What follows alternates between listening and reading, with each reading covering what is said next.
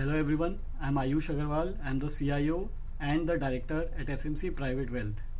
I am here to give you my market outlook as well as the PMS strategy that we follow at SMC Private Wealth. Before that, I would like to congratulate the PMS Bazaar team for doing this wonderful initiative of helping investors like you to get the perspective of the fund managers and how they are dealing with the uncertainty in the Indian markets.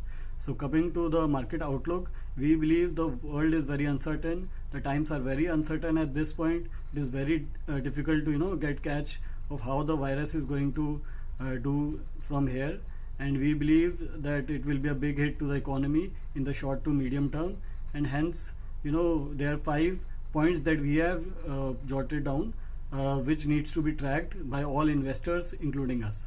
So coming to the points, first point would be the intensity of the virus. So how intense is this virus? The intensity of the virus has been different in different geographies. We see how different it is in European countries, in US countries, and in India. So intensity will be very important. Then second thing we are tracking is the extent of the lockdown. Like we have seen that the lockdown has been extended to 3rd May, and if the intensity of the virus increases, it can be extended more. So extent of the lockdown is another important point that we are tracking. Then the third point is the disruptions that we have seen in the businesses, in the Indian businesses.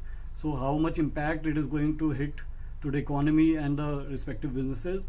Then fourth point would be the recovery, the time taken by the businesses to recover, and which will be seen in the economic recovery as well. Then the the fifth point would be the stimulus given by the government. So stimulus, like we have seen, the economic stimulus given by US government has been 10% of their economy. So such big stimulus needs to be given by the Indian government as well, because the economy will be shattered if they don't give a big much needed stimulus. Now coming to what should you do, you as an investor, that is the main thing. So what we at SMC have been advising is that we have identified 2 type of investors right now in the market. One is an investor who is 100% invested, that is fully invested, and then there's an investor who is either partially invested or a new investor. So a person who is fully invested, so for them we are telling to rebalance their portfolio. And how to rebalance? So when you see, if you evaluate all your stocks, so you need to check that if you are having any companies that are fully levered, highly levered, or companies that have negative cash flows, or companies that you believe will not be able to recover after the lockdown ends. So you need to get out of such companies either immediately or at any rise the market gives. So get out of those companies, and then you need to buy companies that can recover, companies that have good cash flow, that are debt free or have less debt. So such type of good businesses.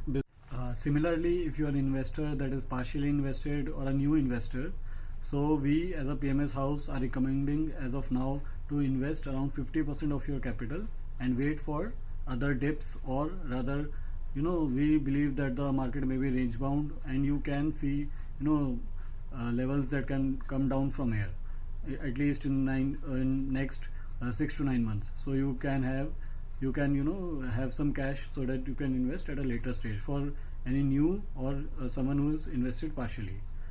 So now coming to our PMS strategy at SMC Private Wealth, the strategy name is SMC Growth PMS. So let me brief you about the philosophy that we follow. So our investment philosophy, we have some points that I would like to share with you. So the first point is that we try to find companies that can give sustainable growth for next 5 to 10 years. We are clearly focused on finding companies that we can pick and then stay with the company. Although we pick it for the long term, but again we review it after every quarterly earnings, because we believe that the world is uncertain and we need to review after every quarterly earnings. And the second thing I would like to tell you is that we keep the portfolio diversified. We believe to not put all your eggs in one basket, so we always have a diversified portfolio. Then we are a multi-cap portfolio, and we believe in positioning our portfolio according to the market valuations. So we are purely market cap agnostic, and we believe to position our portfolio according to the valuations. Then another point is that we prefer companies that have strong track record in terms of sales, profit after tax, and also margins. So financially the company has to be very strong to come to our portfolio. Then we like companies that are expanding themselves with internal accruals. We do not like companies that are increasing their debts and all. So companies that increase their size but with internal accruals. Then we exit our positions if we believe the major fundamentals of a company have deteriorated. So we also book our losses if we believe that the prime fundamentals of a company are getting weak. So we even believe in booking our losses early, so that we are not in love with any company. We take such decisions to book our losses if we believe the fundamentals have deteriorated. Similarly, we try to find industries that are in sunrise side, and we try to find sunrise industry and try to tilt our portfolio accordingly. Again, we like companies that give regular dividends, because if a company is profiting, then it should benefit its shareholders. So we always believe in companies that give good dividends to their shareholders. And also I would like to share that we have a checklist, red flag checklist, that we try to follow very rigorously. So we do not buy into companies that have a debt equity ratio above 1. That is a very strict rule that we follow at SMC. Then we do not add companies that do not have free cash flow consistently positive, or rather that have companies that are giving consistently negative cash flow. So we would not buy such companies. Similarly, we do not like companies that have pledged shares above 25% or increasing, that are constantly increasing their pledged shares. So we would not want to get into such companies. Similarly, we avoid companies that have previously reported frauds by their group or even subsidiary companies. So we tend to avoid such companies. Then we want to buy companies that have a net profit margin above 6%. So if a company that has net profit below 6% margin, so we would tend to avoid it. Similarly, we avoid companies that have the management that have given bad outlook for medium or long term. So we tend to avoid such companies. Then we also avoid companies that have exceptionally high P's, say about 50 times of their earnings. So I know you must have like in FMCG you find companies that are above 50 P's. So we tend to avoid it. We believe that these are very risky companies, irrespective of the strong they have shown the strong nature, but we believe that they are more risky and their the downside are more than upside.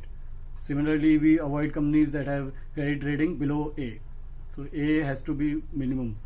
Below that we don't buy such companies. Similarly, again, no dividend despite being profitable. So this is one red flag.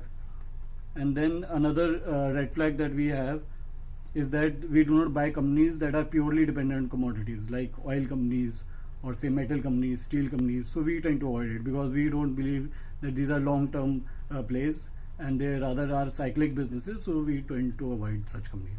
So this is all from my side. All the best. Thank you for listening to me patiently. Thank you.